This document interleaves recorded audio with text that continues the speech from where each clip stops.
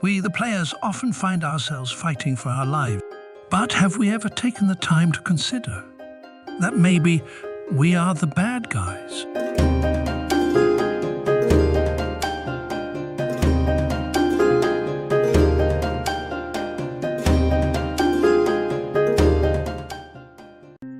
Darza's Dominion, a bullet hell permadeath game. A game where the line between good and evil seems so clear, somewhat too clear. A line that is already written out for us in the beginning, giving us no room to question it. But it seems there is more than meets the eye. Something hidden in the shadows, a dark secret. In the chasm of dread, the player faces off against the demon brute, Vongrul. At first nothing seems off, though, with a less than a 1% chance, he drops a juggernaut skin.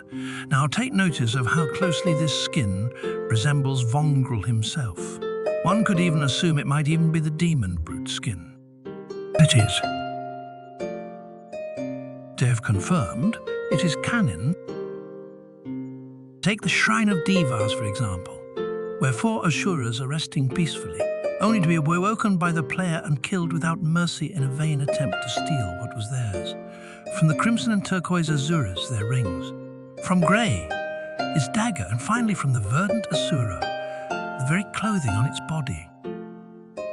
The reality of figuring out who is in the wrong is much more complicated, though.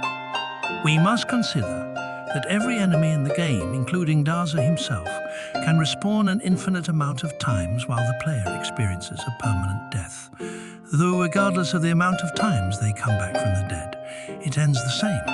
They get killed by the player, which in some sense makes the player seem even more in the wrong, though we have to consider the source of this. From my understanding, this power of infinite revival must stem from Darza himself. This leads us to ask, does Darza keep all the knowledge from his previous lives, or are they forgotten each time? If Darza is forgetting each time, that puts him in a position of innocence, doing what he thinks is best for himself, his domain and his minions. If that is the case, then we can come to the conclusion that while he may be the enemy of the player, he rules with good morals, intending the best for his minions and domain, which puts him above the skin, stealing, house invading, pillaging players. If his memories carry on throughout his next lives, then surely he must know that acting in the same manner will only result in his death and the death of his minions again, meaning there must be some other reason for him to let him and his minions die over and over again. Maybe Darza is up to something much more sinister. How do you punish something that's life has no meaning? You give it an impossible task and watch it fail over and over and over again without getting any closer. Maybe instead of being punished, the player is the punisher. If Darza has knowledge of what will happen to his minions each time they are revived, then why would he let the cycle continue same as always? Unless, of course, he wants his minions to die over and over. He wants them to suffer eternally. Now, why would Darza let himself be killed along with his minions if he really was trying to punish them? My thought is, he is doing it to keep up the facade. Sure, the great eagle may not be the brightest, but I'm sure it, along with the rest of Darza's minions, would have their suspicions if Darza sent them to die time and time again without risking himself. Surely they would eventually turn on him. But if Darza can fool them into thinking he's only doing what he thinks is best, then he is safe. He is safe and free to continue tormenting them with an impossible task.